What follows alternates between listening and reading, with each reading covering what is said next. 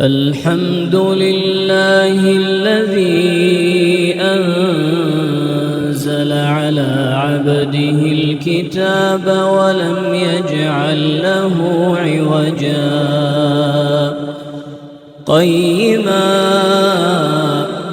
قيما لينذر بأسا شديدا من لدنه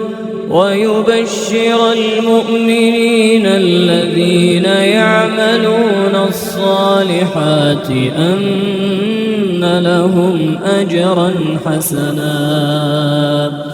ماكثين فيه أبدا وينذر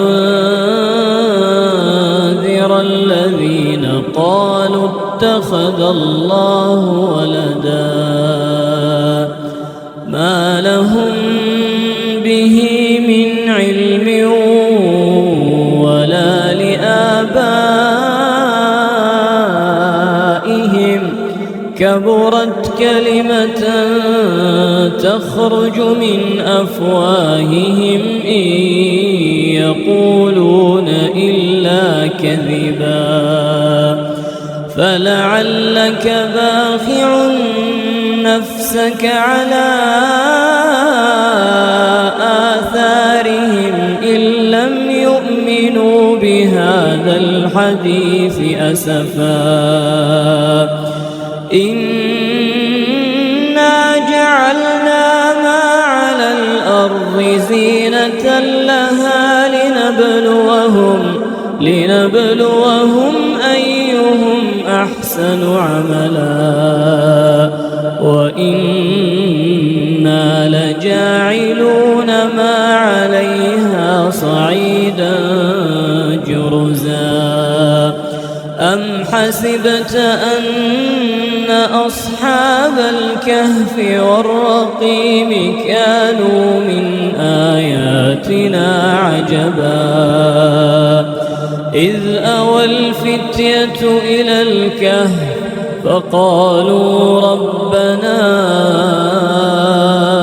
آتنا من لدنك رحمة وهيئ لنا من أمرنا رشدا فضربنا على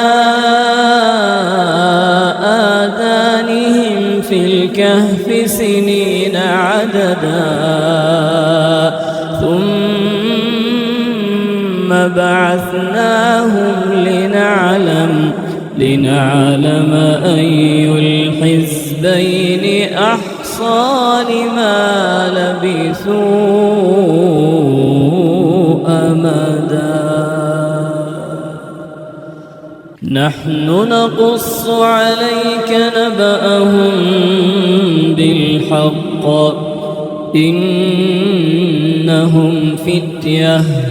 إنهم فتية آمنوا بربهم وزدناهم هدى وربطنا على قلوبهم إذ قاموا فقالوا ربنا رب السماوات والأرض لن ندعو من دونه إلها لقد قلنا إذا شططا هؤلاء قوم اتخذوا من دونه آلهة لولا يأتون عليهم بسلطان بين فمن أظلم ممن افترى على الله كذبا وإذ اعتزلتموهم وما يعبدون إلا الله فأووا إلى الكهف ينشر لكم ربكم من رحمته ويهيئ لكم من أمركم مرفقا. وترى الشمس إذا طلعت تزاور عن كهفهم ذات اليمين، وإذا غربت تقرضهم ذات الشمال وهم في فجوة منه. ذلك من آيات الله، من يهد الله فهو المهتد، ومن يضلل فلن تجد له وليا مرشدا. وتحسبهم أيقاظا وهم رقود، ونقلبهم ذات اليمين وذات الشمال، وكلبهم باسط ذراعيه بالوصيد. لو اطلعت عليهم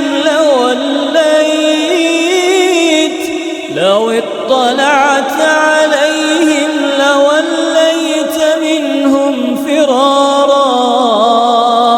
ولملئت منهم رعبا. وكذلك بعثناهم ليتساءلوا بينهم، قال قائل منهم كم لبثتم؟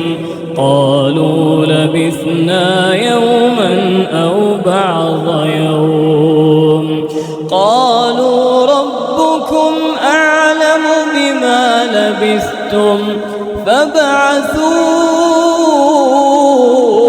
أحدكم بورقكم هذه إلى المدينة فلينظر أيها أزكى طعاما فليأتكم برزق منه وليتلطف ولا يشعرن بكم أحدا. إنهم إن يظهروا عليكم يرجموكم أو يعيدوكم في ملتهم ولن تفلحوا إذن أبدا. وكذلك أعثرنا عليهم ليعلموا أن وعد الله حق وأن الساعة لا ريب فيها إذ يتنازعون بينهم أمرهم فقالوا ابنوا عليهم بنيانا ربهم أعلم بهم. قال الذين غلبوا على أمرهم لنتخذن عليهم مسجدا. سيقولون ثلاثة رابعهم كلبهم ويقولون خمسة سادسهم كلبهم رجما بالغيب ويقولون سبعة وثامنهم كلبهم قل ربي أعلم بعدتهم ما يعلمهم إلا قليل فلا تمار فيهم إلا مراء ظاهرا ولا تستفت فيهم منهم أحدا ولا تقولن لشيء إني فاعل ذلك غدا إلا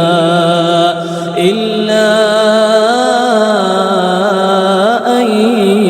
يشاء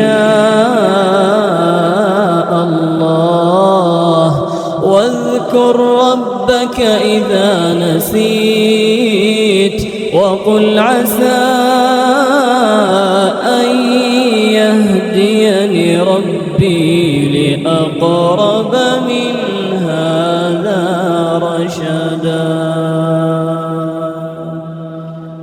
ولبثوا في كهفهم 300 سنين وازدادوا 9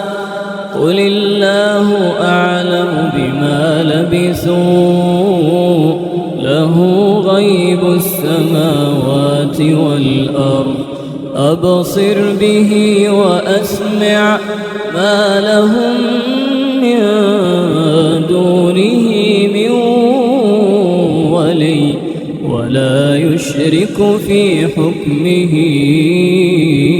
أحدا. واتل ما أوحي إليك من كتاب ربك لا مبدل لكلماته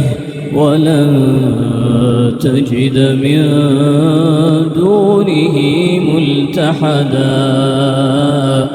واصبر نفسك مع الذين يدعون ربهم بالغداة والعشي يريدون وجهه ولا تعد عيناك عنهم تريد زينة الحياة الدنيا ولا تطع من أغفلنا قلبه عن ذكرنا واتبع هواه وكان أمره فرطا. وقل الحق من ربكم فمن شاء فليؤمن ومن شاء فليكفر. إنا أعتدنا للظالمين نارا أحاط بهم سرادقها وإن يستغيثوا يغاثوا بماء كالمهل يشوي الوجوه بئس الشراب وساءت مرتفقا. إن الذين آمنوا وعملوا الصالحات إنا لا نضيع أجر من أحسن عملا. أولئك لهم جنات عدن تجري من تحتهم الأنهار يحلون فيها من أساور من ذهب ويلبسون ثيابا خضرا من سندس واستبرق متكئين فيها على الأرائك نعم الثواب وحسنت مرتفقا. واضرب لهم مثل رجلين جعلنا لأحدهما جنتين جنتين من أعناب وحففناهما بنخل وجعلنا بينهما زرعا كلتا الجنتين آتت أكلها ولم تظلم منه شيئا وفجرنا خلالهما نهرا وكان له ثمر فقال لصاحبه وهو يحاوره أنا أكثر منك مالا وأعز نفرا ودخل جنته وهو ظالم لنفسه قال ما أظن أن تبيد هذه أبدا وما أظن الساعة قائمة ولئن رددت إلى ربي لأجدن خيرا منها منقلبا قال له صاحبه وهو يحاوره أكفرت بالذي خلقك من تراب أكفرت بالذي خلقك من تراب ثم من نطفة ثم سواك رجلا لكن هو الله ربي ولا أشرك بربي أحدا ولولا إذ دخلت جنتك قلت ما شاء الله لا قوة إلا بالله إن ترني أنا أقل منك مالا وولدا فعسى ربي أن يؤتيني خيرا من جنتك ويرسل عليها حسبانا من السماء فتصبح صعيدا زلقا أو يصبح ماؤها غورا فلن تستطيع له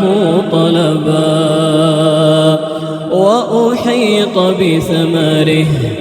فأصبح يقلب كفيه على ما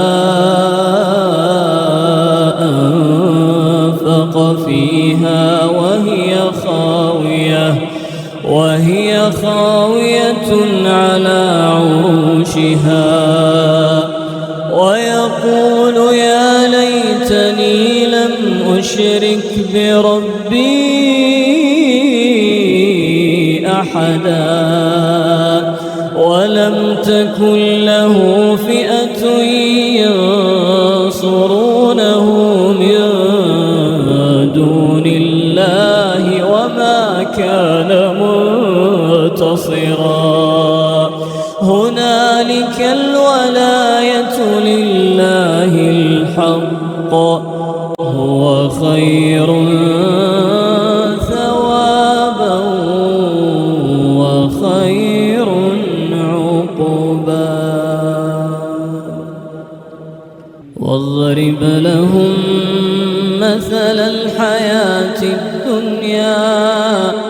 كماء أنزلناه من السماء فاختلط به نبات الأرض فأصبح هشيما تذروه الرياح وكان الله على كل شيء مقتدرا. المال والبنون زينة الحياة الدنيا والباقيات الصالحات خير عند ربك ثوابا وخير أملا.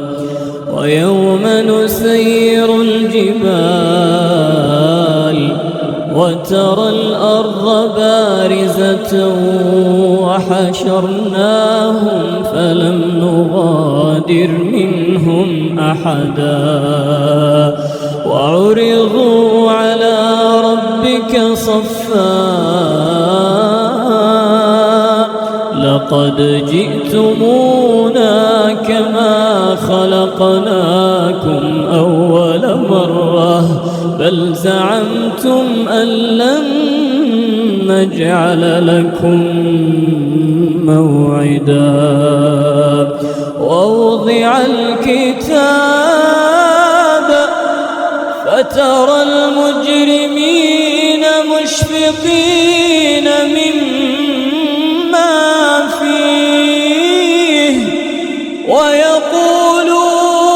يا ويلتنا ما لهذا الكتاب لا يغادر صغيرة ولا كبيرة إلا أحصاها ووجدوا ما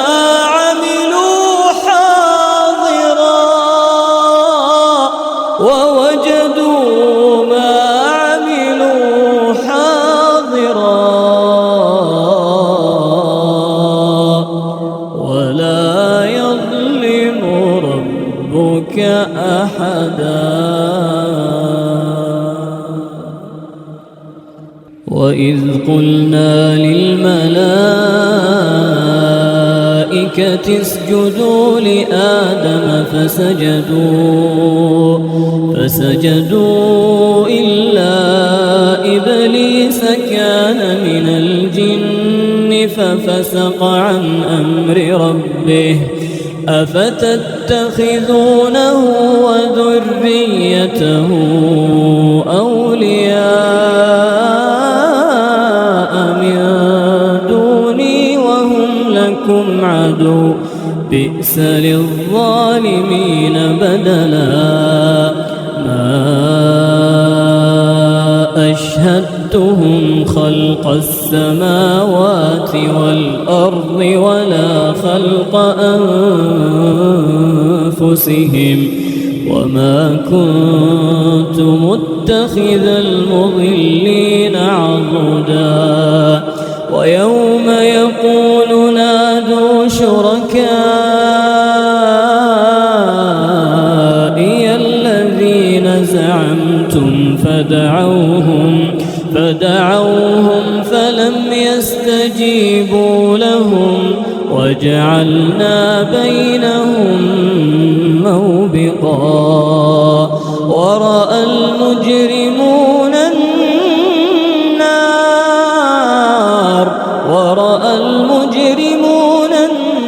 النار فظنوا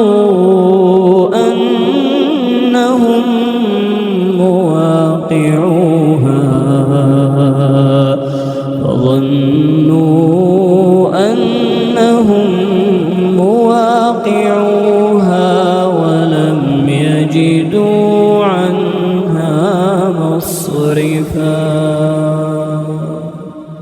ولقد صرفنا في هذا القرآن للناس من كل وكان الإنسان أكثر شيء جدلا وما منع الناس أن يؤمنوا إذ جاءهم الهدى ويستغفروا ربهم إلا أن تأتيهم سنة الأولين أو يأتيهم العذاب قبلا وما نرسل المرسلين إلا مبشرين ومنذرين ويجادل الذين كفروا بالباطل ليدحضوا به الحق واتخذوا آياتي وما أنذروا هزوا ومن أظلم ممن ذكر بآيات ربه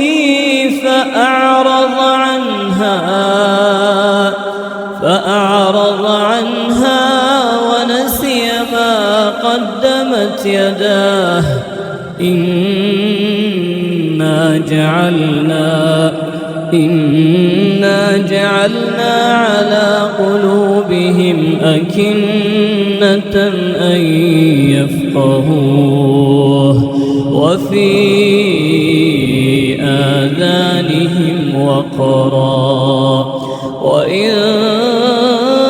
تدعوهم إلى الهدى فلن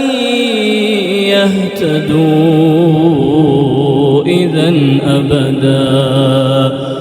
وربك الغفور ذو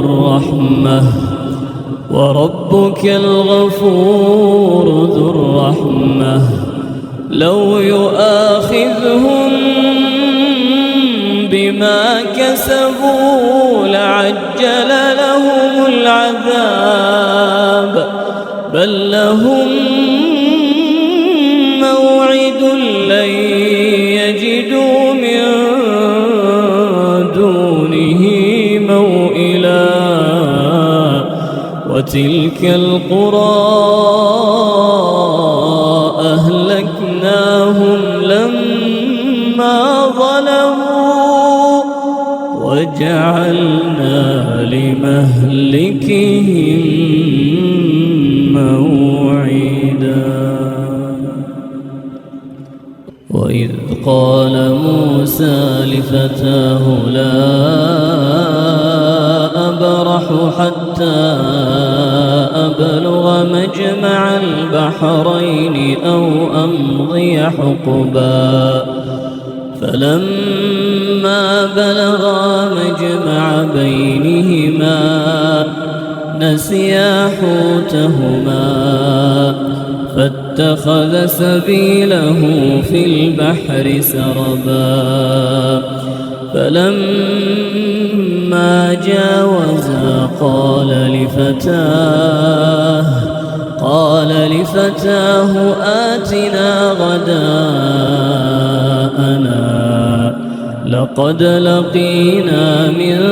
سفرنا هذا نصبا قال أرأيت إذ أوينا إلى الصخرة فإني نسيت الحوت وما أنسانيه إلا الشيطان أن أذكره واتخذ سبيله في البحر عجبا قال ذلك ما كنا نبغ فارتدا على آثارهما قصصا فوجدا عبدا من عبادنا آتيناه رحمة من عندنا وعلمناه وآتيناه من لدنا علما. قال له موسى هل أتبعك على أن تعلمني مما علمت رشدا؟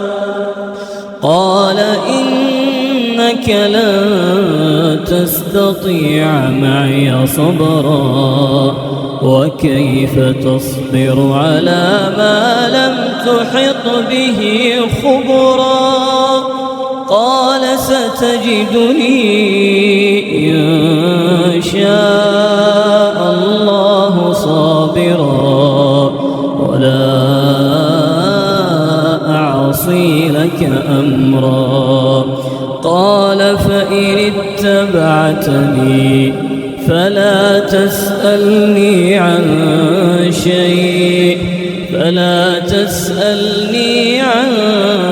شيء حتى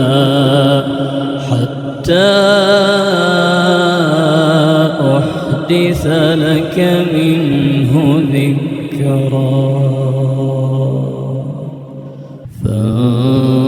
فانطلقا حتى إذا ركبا في السفينة خرقها قال أخرقتها لتغرق أهلها لقد جئت شيئا إمرا.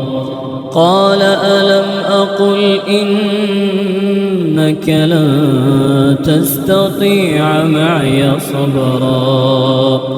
قال لا تؤاخذني بما نسيت ولا ترهقني من أمري عسرا. فانطلقا حتى إذا لقيا غلاما فقتله. قال أقتلت نفسا زكية بغير نفس لقد جئت شيئا نكرا. قال ألم أقل لك إنك لن تستطيع معي صبرا؟ قال إن سألتك عن شيء بعدها فلا تصاحبني قد بلغت من لدني عذرا. فانطلقا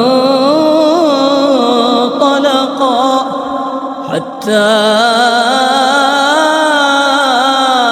إذا أتيا أهل قرية استطعما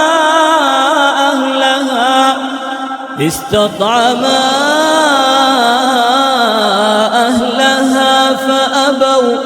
فأبوا أن يضيفوهما فوجدا فيها جدارا يريد أن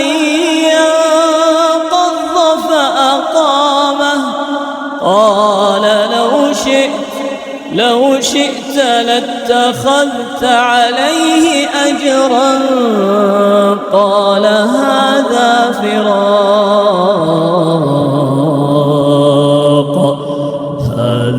فراق بيني وبينك سأنبئك بتأويل ما لم تستطع عليه صبرا. أما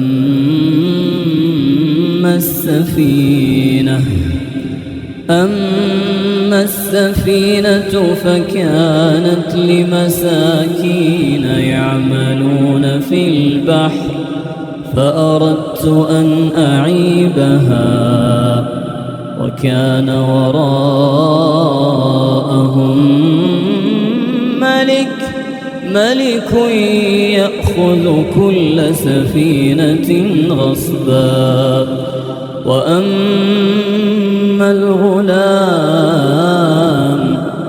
وأما الغلام فكان أبواه مؤمنين فخشينا أن يرهقهما طغيانا وكفرا فأردنا أن يبدلهما ربهما خيرا منه زكاة وأقرب رحما وأما الجدار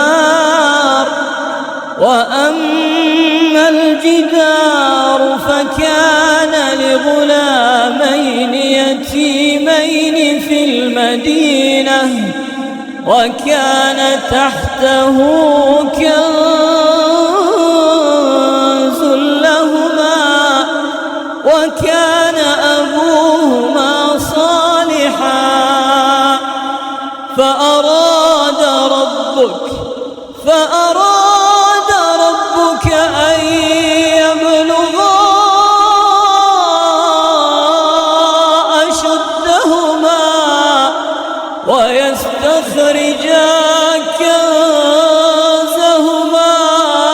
رحمة من ربك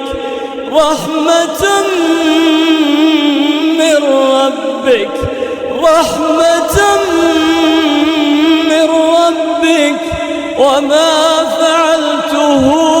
عن أمري ذلك تأويل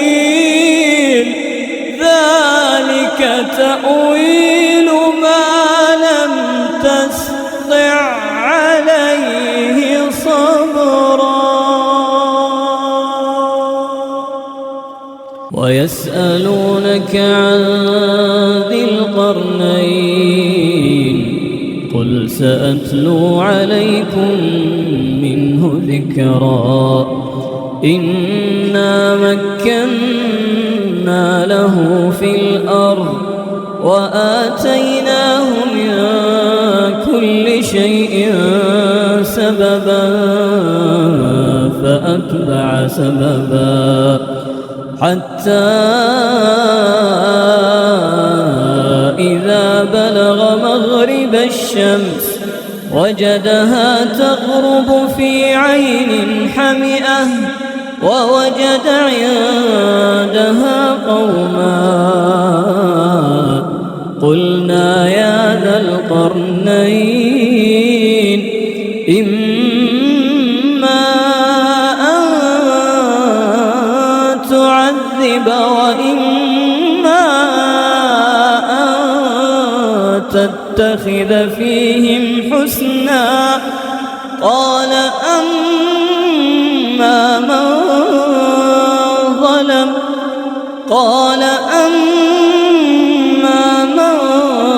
ظلم فسوف نعذبه ثم يرد إلى ربه فيعذبه عذابا نكرا وأما من آمن وعمل صالحا فله جزاء الحسنى وسنقول له من أمرنا يسرا ثم أتبع سببا حتى إذا بلغ مطلع الشمس وجدها تطلع على قوم لم نجعل لهم من دونها سترا كذلك وقد أحطنا بما لديه خبرا ثم أتبع سببا حتى إذا بلغ بين السدين وجد من دونهما قوما لا يكادون يفقهون قالوا يا ذا القرنين إن يأجوج ومأجوج مفسدون في الأرض فهل نجعل لك خرجا على أن تجعل بيننا وبينهم سدا قال ما مكنني فيه ربي خير فأعينوني بقوة أجعل بينكم وبينهم ردما آتوني زبر الحديد حتى إذا ساوى بين الصدفين قال انفخوا حتى إذا جعله نارا قال آتوني أفرغ عليه قطرا فما استطاعوا أن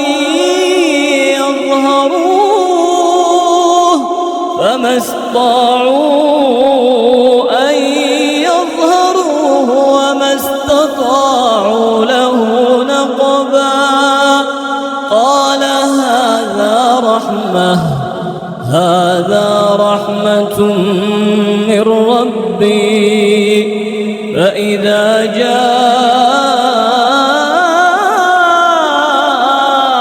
وعد ربي جعله دكا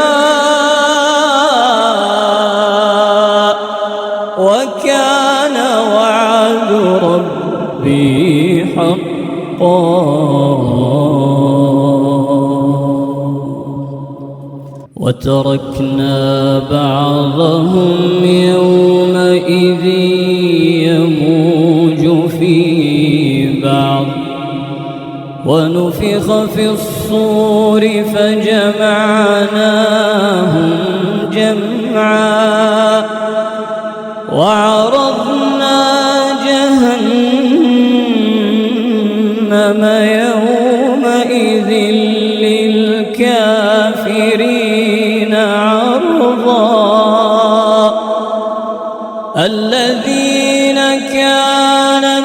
أعينهم في غطاء عن ذكري وكانوا لا يستطيعون سمعا أفحسب الذين كفروا أن يتخذوا عبادي من دوني أولياء إنا أعتدنا جهنم للكافرين نزلا قل هل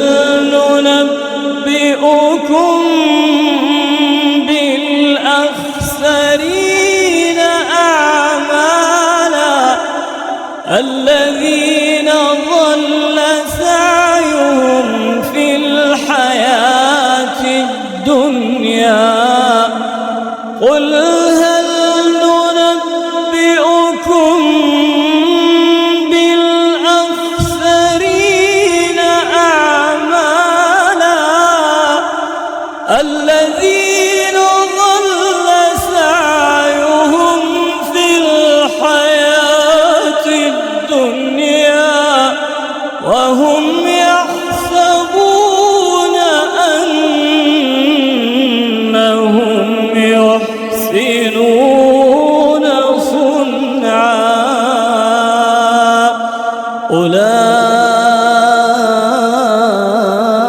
أولئك الذين كفروا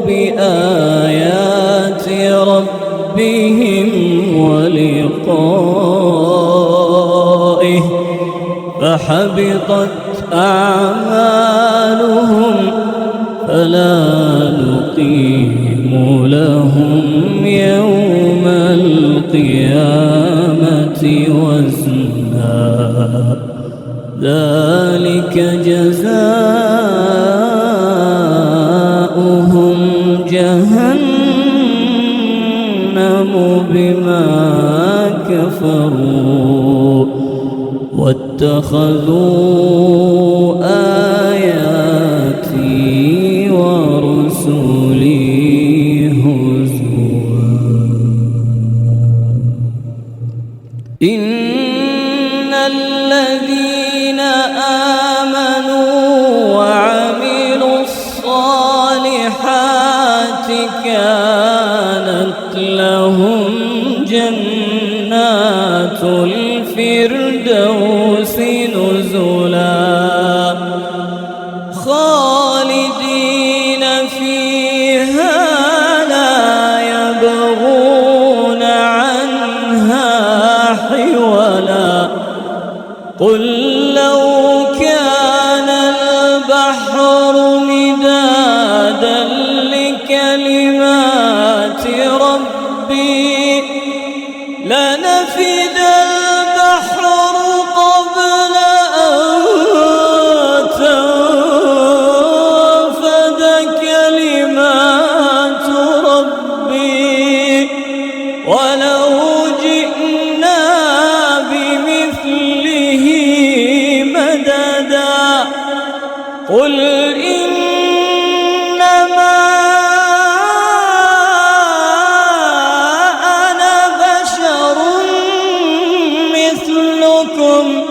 يوحى إلي أنما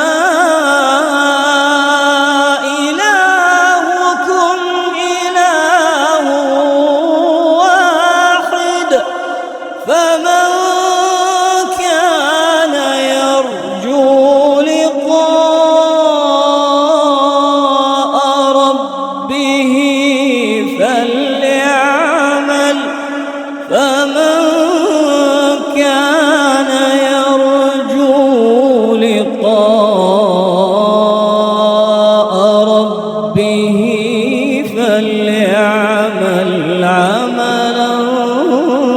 صالحا ولا يشرك بعبادة ربه أحدا.